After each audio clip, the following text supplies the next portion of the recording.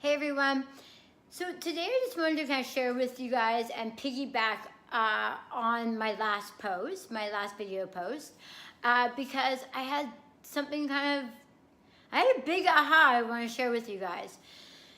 So after I did that post, I came home and I shared with Chris, my husband, what was happening.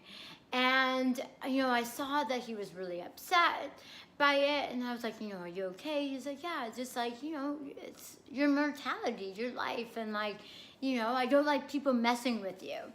I think that's maybe how he put it. And so fair enough. I got back, went on with my day, went and met my girlfriend for lunch. And we had a lunch date. And, I told her I had to take this call because it was my oncologist calling. So I take the call and she starts describing to me my results, my prior results of my MRI, my full body MRI. And as she's describing this, she's kind of starting from my feet and moving up my body. And this is not her usual ammo, so I was getting suspicious. And as she's moving up and describing it, I'm like, I'm listening, and I can feel my own anxiety rising and rising. I grab my friend's arm, kind of to brace myself with the news because I knew it was coming. And she said to me, there is something going on with your saliva gland. My saliva, there is a blocked saliva duct. And she was using all this like technical jargon about this whole area that was going over my head. Anyways, so she's like, this is why they needed to do the scan again to give you the gadolinium to highlight if there is any possible cancer.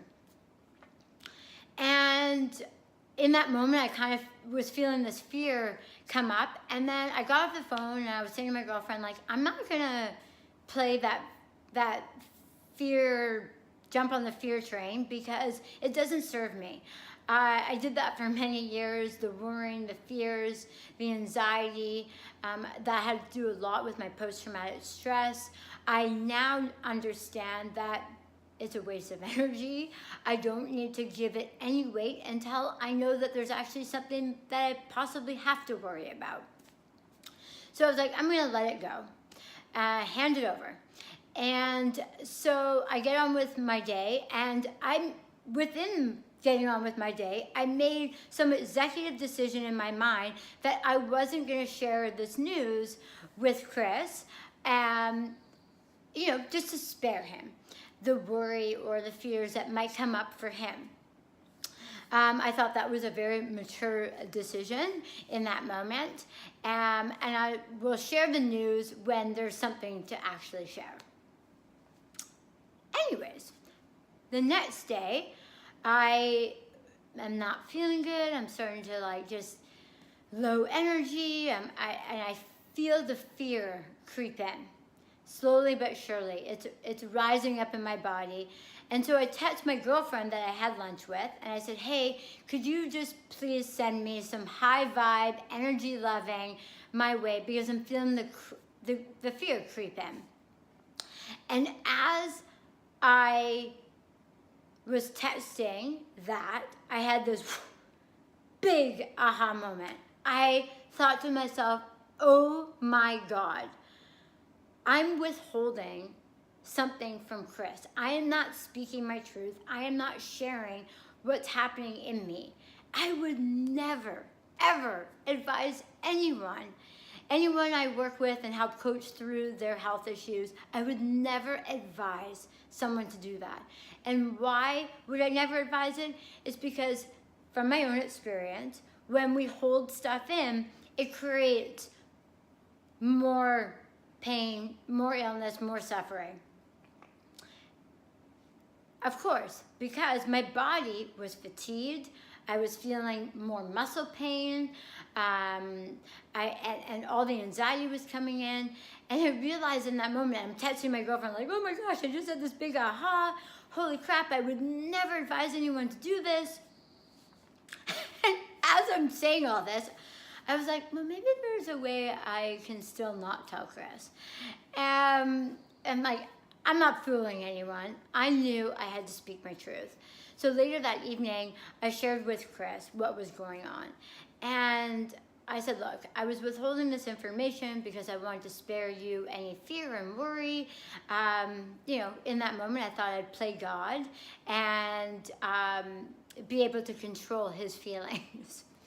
And so he just looked at me and he said, you know what, babe, like, you don't ever have to protect me and withhold stuff from me.